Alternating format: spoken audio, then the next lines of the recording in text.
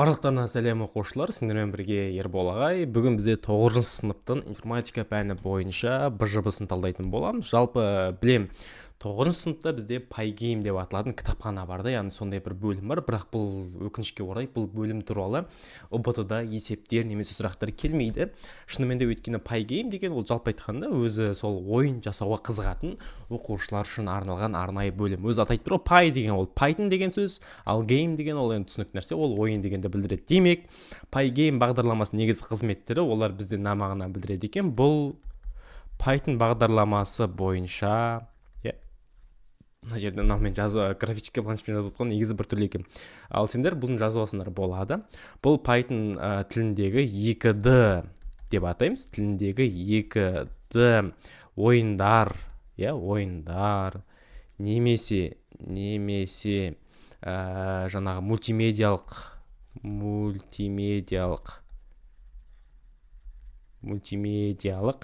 қосымшалар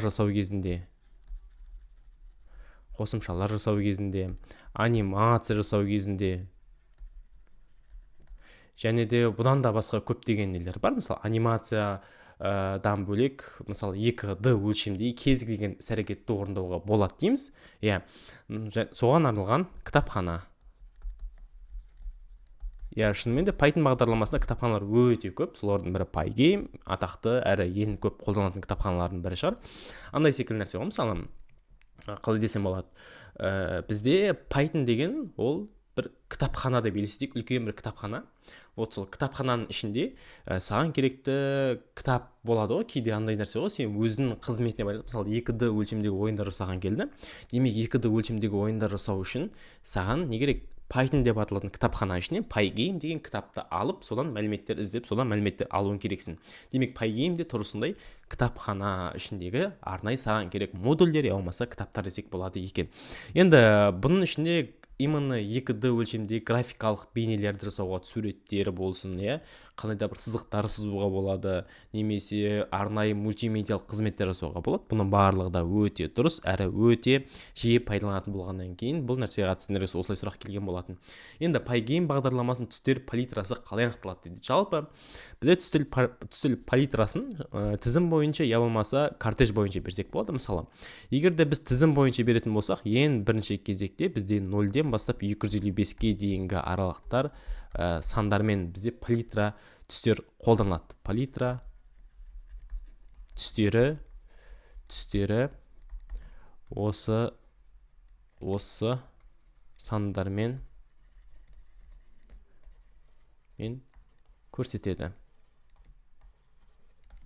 Енді 0-ден бастап 255-ке дейін дегенді қалай анықтасақ болады? Мысалы, бізде егер де осындай тік жақша арқылы болсын, болмаса кортеж арқылы, жай жақша арқылы болсын, мысалы, былай болсын, 0.0.0. Бізде RGB деген нәрсе бар. RGB дегеніміз не? Бұл R деп отырғанымыз ол қызыл түс, G деп отырғанымыз жасыл түс, B деп отырғанымыз көк түс. Демек, осы үш түстің қосындысы арқылы бізде не пайда болады дейсіңдер ғой? Кәдімгі түстерді алуға болады. Яғни үш түстің қосындысы арқылы кез келген өмірде, мысалы, күнделікті өмірде көріп жүрген түстер бар емес пе? Соны біз RGB түстер арқылы алуға болады екен. Енді бастапқы бізде мынау R әрпін білдіреді, мынау бізде G әрпін білдіреді, мынау бізде B әрпі, яғни blue деп аталатын көк түсті білдіреді екен. Демек, осы түстерге арнайы 0-ден бастап 255-ке дейінгі арасын сандар берсек, сол сандарды бір-бірімен цветтерін алады. Мысалы, мен тұрамын да, былай дейікші, 10 деймін, мынаған мен 120 деймін, мынаған мен тұрып 50 деймін да. Сол кезде қандай болады? Мынау бізде қызыл түстен 10-шы нөмірдегі, яғни қатты қою қанық цвет емес, ашық цветті қызыл түс. Мынада жасыл түстің бірі, примерно айтқанда орташа мәні ренді болатын түсті алады. Сосын мына жақтан бізде көк түстің әрине төменгі, яғни ашықтау түсті көк түсті алады екен. Яғни осы үш түсті бір-бірімен араластыру кезінде бізде бір жаңа бір түс пайда болады. Бірақ енді бұл кодтарға қарап отырып, біз қандай түс пайда болатындығын былай көзімізден көріп айта алмаймыз. Сол үшін бұның кодын жазуымыз керек. Енді сол үшін біз былай дейміз. Ең бірінші кезекте мынандай нәрсе болса, егерде тек қана бір ғана саны 255, қалғандарының бәрі 0 болған жағдайда өздерінің көріп тұрсыңдар, тек қызыл түсті ғана 255 болып тұр. Демек 255 деген сөз қызыл түстің ең қою қанық әрі ренді түсін алғаннан кейін бұл жерде тек қана қызыл түс қана пайда болады. Не үшін? Өйткені жасыл мен көк түстерден ешқандай түсті қоспаған екен. Ал егер де бізде барлығы да 255 болса қандай түс пайда болады десеңдер, вот ол кездері бізде әрине өздерің ойланып қараңдаршы, бүкіл түстердің қосындысы қандай түсті береді? Әрине ол ақ түсті береді. Естерінен шығармаңдар осы нәрсені. Өйткені шынымен де бізде кемпірқосақ қалай пайда болады десеңдер, ол ақ түсті жаңбыр суынан пайда болған линза секілді болатын нелер бар ғой, вот содан бізде 7 түс тарайды. Вот сол секілді. Егер де біз сол 7 түсті, я болмаса кез келген түстердің барлығын бір-бірімен қосып біріктіретін болсақ, бізде ақ түс пайда болады екен ортасында. Ал егер де бізде ешқандай түстердің қоспасын қоспайтын болса, ол кезде жай ғана қара түс деп атасақ болады екен. Не үшін? Өйткені шынымен де өздерің ойланып қараңдаршы, ешқандай түсті қоспаймыз. Түстер қосылмағаннан кейін, яғни пустой деген сөз ол қараңғылықты білдіреді. Сол үшін де қара түс пайда болады екен.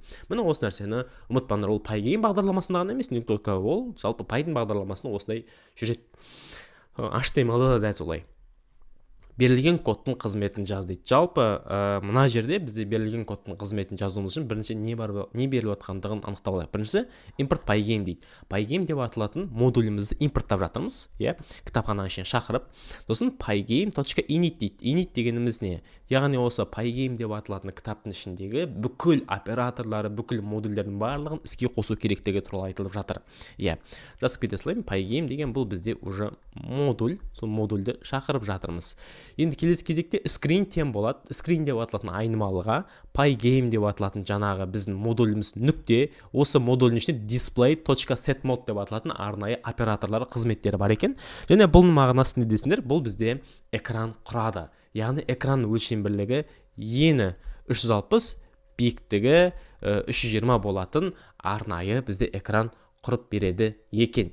Енді одан screen.fill дейді, яғни screen деп аталатын айнымалы ішіне біз осындай, былайша айтқанда ені 360, биіктігі 320 болатын. Так, ені бізде 360, биіктігі 320 болатын. Осында экран құрдық делік.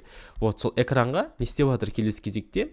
Fill дейді, 255 fill деп аталатын нәрсе арқылы бізде фондық түс берсек болады екен. Мысалы 255, 255, 255 үшеуі де RGB бізде толыққанды барлық түсін алып жатыр екен. Демек экранда бізде фонында ақ цвет пайда болады деген сөз.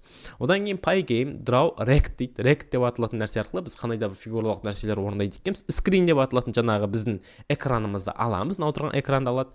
Сол жерге 255 390 дейді. Бұл дегеніміз не десеңдер? Бұл бізде түс. Ненің түсі? Әрине қандай да бір фигураның түсі. Яғни қызыл түс, жасыл түс, мына жерде көк түс. Демек енді бұл жерде қызыл басымырақ болғаннан кейін, примерно енді оған жасыл мен көк түс араластырған соң қанық қою қызыл түс емес, өкінішке орай сәл енді ашықтау, қызғылттау түс пайда болады десек болады мына жерде. Одан кейін келесі кезекте мынау тік жақшаның ішінде бізде әрине бұның координаталары жазылады екен. Сосын биіктігі мен ені жазылады екен. Мысалы мына жерде бізде x өсі, мынау бізде y өсі болып саналады. Демек мен ақ түсті фонға дәл осылайдан x өсі, y өсі бойынша мына былайынан координатасы 80 дейді. X де мысалы 80 мына жерде алайық, ал y де мысалы мына жерде 130. Вот осы жерде бізде нүкте пайда болады координатасы бойынша. Сосын бұл фигурамызды 180 деп аталатын ені и биіктігі. Демек осы жерде фигурамыз бойынша дәл осы координатамызда ені мен биіктігі 180 деген сөз. Енді ені мен биіктігі бірдей болса не болады? Бұл бізде квадрат болады екен. Сол үшін дәл осындай фигурамызды бізде жаңағы ақ түсті фонда жасап қойып бере алады деген сөз. Енді 0 деп аталатын нәрсе мағынасы ол осы жаңағы мынау тұрған RGB түсте бар емес па? Сол мына фигурамыздың бүкіл аймағы толыққанды боялатындығы туралы айтылып жатыр екен. Display flip дейді. Жақсы. Яғни flip деп аталатын әдіс көмегімен не болып жатыр мына жерде? Әрине біздің жаңағы фигурамызды экранға жалпы сақтап, соны басып шығарып жатыр десек те болады. Өйткені бұл нәрсе жасалмаса, яғни обновление болмаса осылай, вот ол кездері бізде мынау тұрған экранға шығарып жатқан нәрсеміз экранға шықпай көрінбей қалады екен. Running true дейді. Қандай да бір айнымалыны true деп аталатын жаңағы boolean типті директоріне сәйкестендіріп жатыр екен. While дейтін циклді пайдаланып running дейтін айнымалын пайдаланған. Яғни бізде true деп аталатын мәні running айнымалысына тең болғаннан кейін, мына жерде шексіз цикл пайда болады. Білесіңдер, егер де while циклы тек қана ақиқат мәнін шығаратын болса, ол кездері шексіз цикл пайда болатын еді. Енді қараңдар, бізде шексіз циклдың ішінде мына нәрсе болады: for event in pygame event get дейді. мынаның мағынасын түсіндіріп өтетін болсам, бұл бізде жаңағы іс әрекет десек болады. іс әрекеттер, яғни адам мышканы әрі бері жаңа жылжыту арқылы қандай да бір іс әрекеттер орындалады ғой, физикалық. Вот сол іс әрекеттерді event деп аталатын айнымалыға беру арқылы бізде шарт бойынша дейді: event.type pygame quite дейді. яғни егер де іс әрекет бойынша бізде төменгі оң жақ шетінде quite деп аталатын арнайы қызыл нүкте болуы мүмкін. сол қызыл нүктені басу арқылы, если сол адам іс әрекет арқылы сол қызыл нүктені басқан жағдайда, ол кездері бізде не болады екен? running false деп аталатын айнымалын өзіне қамтиды. дағыны біз циклдің басына оралған кезде running дейтін айнымалын баяғыдай true емес, false деп қабылдап циклден шығып кетеміз. сол арқылы бізде pygame деп аталатын жаңағы біздің quite дегеніміз дәл осы программамыздан толыққанды шығамыз. яғни жаңағы біздің қазіргі дәл осы мынау шаршымыз бар ғой, сол қай жаққа сақталып жатыр десеңдер, ол бізде жедел жады ішінде сақталып жатыр. демек жедел жады ішінде бұл сақталып тұрған шаршымызды тағы басқа анимациямызды ол өшіріп жаңағы осы кодты толыққанды жауып аяқтай алады екен. quite деп аталатын нәрсе берілген кодтың қызметі осында негізі. енді мына жерге жазып отырудың өзі ұзақ, сол үшін де мен айтқан нәрселерімді былай түсінсеңдер, былай қысқаша мазмұнын жазып алсаңдар болады. есептің программасын құрастыру кезеңдерінде реттілігі бойынша сандармен белгіле дейді. ең бірінші кезекте болатын іс әрекет ол бізде не деп ойлайсыңдар? әрине бірінші кезекте проблеманы қою деп аталатын нәрсе ең бірінші этап болып саналады. бірінші кезең деп жазып кете салайын. Вот не үшін бірінші кезең? себебі проблема ең бірінші кезекте сендерге береді да, мұғалім, мынандай проблема бар, осыны шеш деген секілді. сен проблеманы өз алдына мақсат етіп қоясың, сосын сол бойынша ақпараттар іздеп, деректер жинастырып, деректер өңдейсің. бұл бізде бірінші кезең. одан кейін математикалық моделін құрастыру, бұл екінші кезең болып саналады екен. шынымен де сен андай да, бұл 2D өлшемдегі болғаннан кейін бұл математикалық өлшем, математикалық модель болып жатыр. соны бірінші кезекте қағаз жүзінде өзін құрастырып, былай схемасын сызсам болады.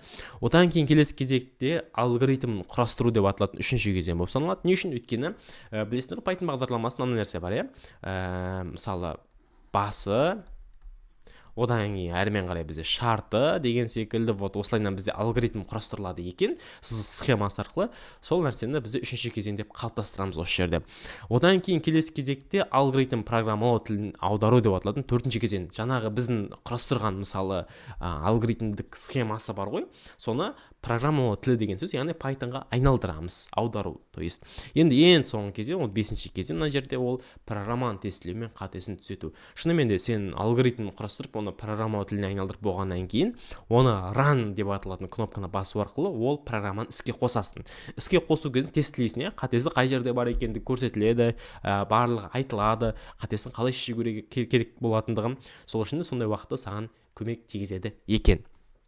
все, экранға сызықты лайн шығаратын программа кодын жаз дейді. енді сәл күрделі, өйткені лайн деп аталатын бір ғана сызық шығаратын программа кодын құру негізі оңай емес. біз жаңа мысалы шаршы құрсақ, мына жерде енді уже біз бір ғана сызықты құруымыз керек. ол үшін әрине ең бірінші кезекте бізге не керек? импорттауымыз керек. нені? Pygame деп аталатын кітапханамызды. одан кейін барып бізде не болады? pygame.init деген нәрсені жазып алуымыз керек. не үшін? жаңағын айтқан болатын, Pygame модулінің ішіндегі бүкіл функциялары мен бүкіл жаңағы нелердің барлығын іске қосуымыз үшін осы нәрсе керек болады екен. енді әрмен қарай жалғастыруымыз үшін бізге не керек? әрине бағанағыдай қандай да бір айнымал керек. енді бұл жерде screen деп аталатын айнымал міндетті түрде емес. енді бұл любой айнымал атауын берсеңдер болады. мысалы Ербол деген секілді өзі атын жазып қойсам да болады бұл айнымалысына. тең болады pygame точка болады. одан кейін бізде не? display точка line. не үшін? өйткені бізде line деп аталатын сызықты шығаратын программа кодын жаз деп жатыр. демек дәл осы жаңағы display line көмегімен біз сызықты шығаруымыз керек. енді бірақ бұл жерде сызықты шығармас бұрын бізге не нәрсе орындалу керек? әрине бірінші экранды құрып алуымыз керек. бағана білесіңдер ғой, мына жақта экран өлшем бірлігін ең бірінші құрдық типі display set mode арқылы. ал енді бұл жерде line деп аталатын сызықтан құрмас бұрын біз бірінші кезекте display set mode деген таңдау алуымыз керек. не үшін? өйткені біз экран өлшем бірліктерін көрсетеміз. енді экран өлшем бірліктері мысалы үшін біз бағана 320-да бірдеңке деген секілді алып жатыр екен, 400-де 500 деген секілді осындай бір экран өлшем бірлігін алсақ болады. енді әрмен қарай бізде screen, жаңағы screen деп аталатын айнымалы ішіне сақталған мәніміз жаңағы тең болады. fill не үшін? Өйткені біз оған фондық түс беруіміз керек, иә. Fill дейміз дағына, мысалы кортеж арқылы берсек болады, либо тігіш арқылы берсек болады. Давайте 255 деген секілді ақ түсті фонымызды берейік. Все. Енді әрмен қарай жалғастыратын болсақ, уже бізде әрмен қарай сызықты құра беруге болады. Өйткені бізде экранымыз дайын, оның фондық түсі бар, экранымыз аппақ цветте ашылды. Одан кейін бізде Pygame деп аталатын кітапхананы жазуымыз керек. Астыңғы жағына сәл түсіріп жазайын. Pygame, жасасып кетпес үшін Pygame точка болады, draw. Draw деді да, бағана dect деген сөзді қолданған болатын шаш жазуымыз үшін, ал енді мына жерде draw дегеннен кейін line деген сөзді пайдаланамыз. Енді әрмен қарай бізде именно осы сызықты қандай экранға сызуымыз керек? Бізде енді бір ғана экран емес, бірнеше экран болуы мүмкін ғой. Біздің экранымыз screen деп аталатын айнымалы ішінде сақталған. Демек, біз ең бірінші screen деп аталатын айнымалысын көрсетуіміз керек. Осы экран ішінде болады. Одан кейінгі болатын нәрсе бізде түстерін көрсетеміз. Яғни 0 0 0 деп көрсетсек болады. Не үшін? Өйткені біз сызығымыз қара түсті. Білесіңдер, егер де түстерінің беру кезінде тек қана осындай нөлдер ғана беретін болса, ол кездері қара түс пайдалана алады екенбіз. Одан кейін әрине x y өсі, мысалы 50-ші x өсі бойынша және 50-ші y өсі бойынша. Одан кейінгі ашылатын біздегі жаңағы неміз, ол уже не болады дейсіңдер? Ол y пен x-ті көрсеттік. Одан кейінгі болатын нәрсе сол сызығымыздың уже андайда бір ұшы 50-де 50 дейді да, типа 50, мына жақта 50. Осы екеуінің қиылысынан мына сызық и келесі біздің сызығымыз, білесіңдер ғой, сызық қалай пайда болады десеңдер, яғни түзу қалай пайда болады десеңдер, ол екі нүкте арқылы пайда болатын еді, демек екі нүктенің қосындысы арқылы. Сол үшін бізде бірінші нүктеміз дайын, ол 50-де 50 екендігі туралы, ал мынаның бізде мысалы үшін 100-де 100 деп қоя салсақ болады. Вот сол екеуінің арасында нүктеміз біріктіруіміз үшін. Яғни мынау екінші тұрған жақшамыз уже ол сызығының екінші координатасын білдіреді. Ұшының. 100-де 100 деп қоя салайық. Вот все. Осымен бізде уже жапа берсек болады екен. Так, енді бізде әрмен қарай не істейміз? Енді бір нәрсе қақып қойды. Мысалы, бағана мына жақта ең сонда білесің, 0 деген нәрсе тұрды. Сол секілді сан болу керек. Бұл қандай сан десеңдер? Бұл бізде осы сызығымыздың жаңағы пиксель бойынша оның қалыңдығы десек болады екен. Мысалы үшін біздің сызығымыз кейде көрінбей қалады, өте жіңішке болып. Онда көрінбей қалмас үшін оның пиксель көлемін арттыра аламыз. Енді одан кейін бізде ең соңында болатын нәрсе, ол Pygame деп аталатын модулін қайтадан шақыру арқылы ішінен біз не істеуіміз керек? Display flip деген нәрсені қолдануымыз керек. Не үшін? Өйткені display flip деген мағынасы не мағынаны білдіреді десеңдер, жаңа ғана айтып өткен болатынбыз. Бұл жаңа команда типа как print секілді экранға шығару командасы. Жақсы. Енді байди бізде осымен бітті ме? Так, 1 2 3 4 5-ті біткен екен. Байди бұның барлығы BJB-ның бір несі ма? Или мен түсінбедім. Өзі негізі мен мектеп оқып жүрген кезінде BJB, TJB дегендер бір енді ғана енгізіліп жатқан кез, ол кездері мүлдем жаңағы шығармайтынбыз тіпті. Қазір енді білмеймін, BJB, TJB-сыз тіптен мектеп бітірудің өзі қиын секілді. Вот все, оқушылар осымен аяқтай берсек болады.